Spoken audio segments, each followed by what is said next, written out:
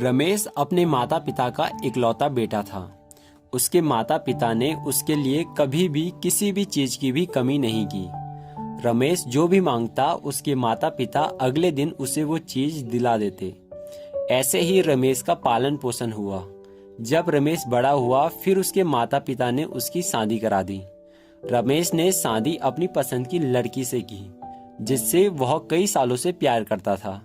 शादी के कुछ समय तक तो सब ठीक चला, पर धीरे धीरे सब कुछ बिगड़ने लगा।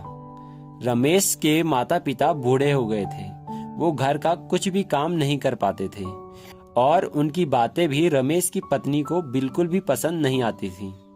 फिर रमेश का एक बेटा हुआ जिसका नाम राहुल था। वो अपने दादा दादी से बहुत प्यार करता था। अक्सर वह उन्हीं के साथ रहा करता था। रमेश की पत्नी ने अपने पति को उसके माता पिता के खिलाफ कान भरना शुरू कर दिया। धीरे धीरे रमेश भी अपनी पत्नी के चक्कर में फंस चुका था। उसे उसकी सारी बातों पर यकीन हो जाता था। एक दिन रमेश की पत्नी ने अपने सास ससुर को घर से निकाल दिया। उसे ऐसा करते देख रमेश ने भी कुछ नहीं कहा। इससे उसके माता पिता को बहुत बुरा लगा। उन्होंने सोचा कि जिस बेटे को पाल पोस कर इतना बड़ा किया है वो बेटा आज हमें ये दिन दिखाएगा। उन्हें यकीन नहीं हो रहा था। अब वो अपने घर के पास बनी एक झोपड़ी में रहते थे। वो अपने लिए खाना भी नहीं बना सकते थे। रमेश और उसकी पत्नी दिन में एक बार आकर उन्हें खाना दे देते। उन्हें वही खाना तीनों समय खाना होता।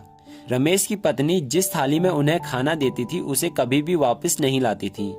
वो थाली वहीं जूठी पड़ी रहती थी। रमेश के बेटे राहुल को ये सब देखकर बहुत बुरा लगता था। वो अपने दादा दादी की जूठी थालियों को इकट्ठा करता गया। धीरे धीरे उसके पास जूठी थालियों का ढेर सा लग गया।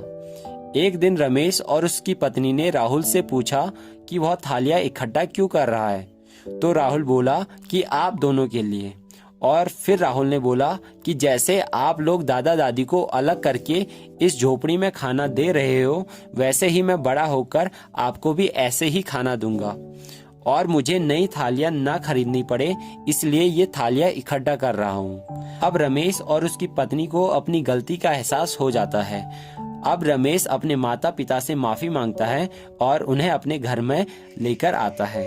दोस्तों, हम जैसा दूसरों के साथ करते हैं वैसा ही हमारे साथ भी होता है। आपको यह वीडियो कैसी लगी कमेंट बॉक्स में जरूर बताएं। ऐसे ही और वीडियो पाने के लिए लाइक, शेयर एंड सब्सक्राइब।